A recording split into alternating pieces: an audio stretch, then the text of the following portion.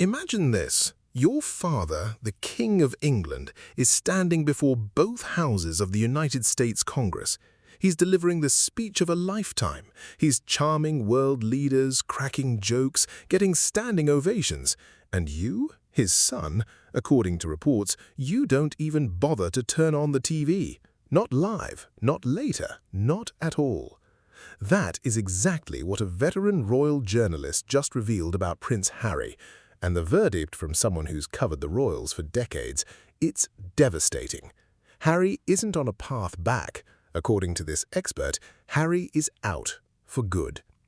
Let me bring you inside this bombshell. Charles Ray, former royal editor of the Sun newspaper, someone who has reported on the Windsors for longer than many of us have been alive, sat down for an interview that has sent shockwaves through royal watchers everywhere. And his words were blunt. When asked if there could ever be a royal reunion, he didn't hesitate. He said no. He said, quote, "Harry is out." The royal family, in his assessment, simply does not need Harry anymore. That's a massive statement. But here's what makes it even more interesting. According to sources, this isn't just one journalist's opinion. It's apparently the quiet reality inside Buckingham Palace. Now, before we get to the full interview, there's another layer to this story that will leave you shaking your head. According to a report from Reality T News, picked up by journalist Rob Shooter, Prince Harry and Meghan allegedly did not watch King Charles's historic address to the US Congress. Let that sink in. Their own father who is in his 70s and, as we know, battling health challenges, delivers one of the most significant speeches of his reign on American soil, in the country where Harry and Meghan now live, and they reportedly couldn't be bothered to reach for the remote. An insider told the outlet that the couple didn't watch it live, didn't watch it later, didn't watch it at all. Once upon a time, that would have been unthinkable. Now, according to the report, it's the point. The separation isn't symbolic anymore, it's the practical reality. I don't know about you, but I'm struggling to process this. If my dad were on national television making history, I'd be glued to the screen. Even if we'd had arguments, even if things were complicated, you'd want to see his face, hear his voice, check how he's doing. But according to these claims, none of that happened. And here's the curiosity gap that should worry anyone who follows this family. The same report says Harry and Charles did not speak during the entire US visit. Not one phone call, not a FaceTime. Sources claim the silence was intentional, that not watching the speech was itself the message. So why would Harry and Meghan allegedly skip the speech? Let me offer a theory, and this is just my own observation. According to multiple reports, the King's US trip was a triumph. He handled President Trump with humor and grace. He gave a speech that was funny, wise, and dignified. Queen Camilla reportedly charmed everyone with her wardrobe choices, including a Dior bag famously associated with Princess Diana. The New York Post called the visit a conquest. The New York Times covered it glowingly. For Harry and Meghan, watching that success might be like staring directly into the sun. It reminds them of everything they walked away from. And according to Charles Ray, the royal family has moved on. They don't need the Sussexes. They don't need a rival royal court. Let me pause here and give you a mini payoff that actually surprised me. Charles Ray also revealed something about Meghan.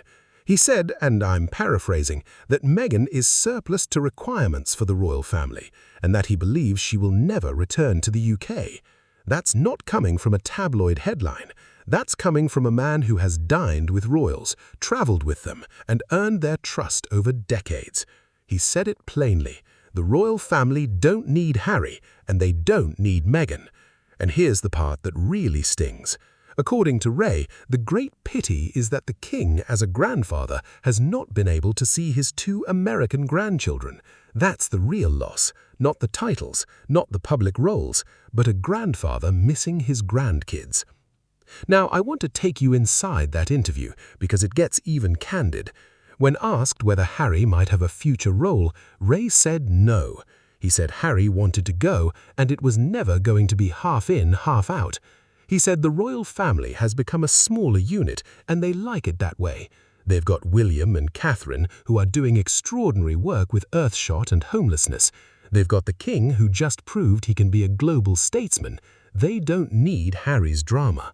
And according to Ray, William is a key player in all this. William is deeply hurt by Harry's actions, and when William is king, Ray suggested there will be no place for Harry in that new court. None whatsoever. But wait, there's another twist. The report about Harry and Meghan not watching the speech is connected to their recent trip to Australia. According to insiders, that Australia trip allegedly worsened tensions behind the scenes. One source claimed it was the final break. The palace reportedly saw it as confirmation that the Sussexes are fully out. And what did Harry and Meghan do in Australia? According to various reports, Harry made comments that some interpreted as criticizing his father's parenting, and Meghan, according to the same coverage, engaged in what critics called photo opportunities at sensitive locations. Now, I'm not going to pile on, but I will say this. If you're trying to rebuild a bridge, you don't throw stones from the other side. So here's where we are. According to Charles Ray, there can be no royal reunion. The journalist, who knows the family intimately, says too much has gone under the bridge. Harry's book, the television interview, the public accusations, those aren't things you just apologize for over tea. And let's not forget, according to the same expert, Charles was actually a very good father. He was equally as good as Diana was a mother. The love is still there, Ray says, but the trust, that's gone. And without trust, there's no relationship. Now, I want to share my own honest opinion here. If you've been following this story as long as I have, you've seen both sides. Harry and Meghan have spoken about their struggles, and mental health is important. No one should dismiss that. But at the same time, watching the King's US visit, the warmth, the diplomacy, the genuine connection with people, it's hard not to see what Harry gave up. And according to reports, the couple's decision to allegedly skip watching the speech wasn't accidental. It was a statement. Silence is golden, as the saying goes, but in this case, silence might just be the loudest confirmation that the door is closed. Let me bring you back to the interview, because Charles Ray made one other fascinating point. He said the king learned diplomacy at his mother's knee. Queen Elizabeth II was a master of soft power, and Charles has inherited that. His speech to Congress was full of humor. At one point, he joked about history and even had President Trump laughing. According to Ray, Charles could have been a comedian if he weren't king. That's high praise. And it shows a man who is comfortable in his own skin, a man who doesn't need to lash out or seek attention. He just does the job. And that, perhaps, is the biggest contrast with Harry. According to sources cited in the report, the couple's alleged refusal to watch the speech was described by an insider as making the point for them. The separation is no longer symbolic, it is the practical reality.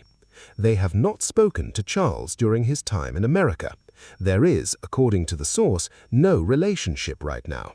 And the Australia trip, that was the final break. The palace saw it as confirmation they are fully out. Harry and Meghan saw it as proof they no longer need the institution.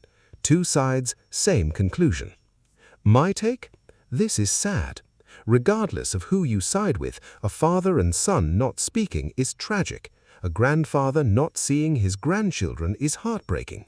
And yet, according to the most experienced royal journalist out there, there's no going back. Harry chose to leave. He chose to speak out. He chose to write the book. And choices have consequences. The royal family, meanwhile, has chosen to move forward. They've chosen the king, the queen, William, Catherine, and a leaner, more focused monarchy. And according to the reception in America, that choice is working. So, what happens next? Charles Ray hinted that the king will always love his son.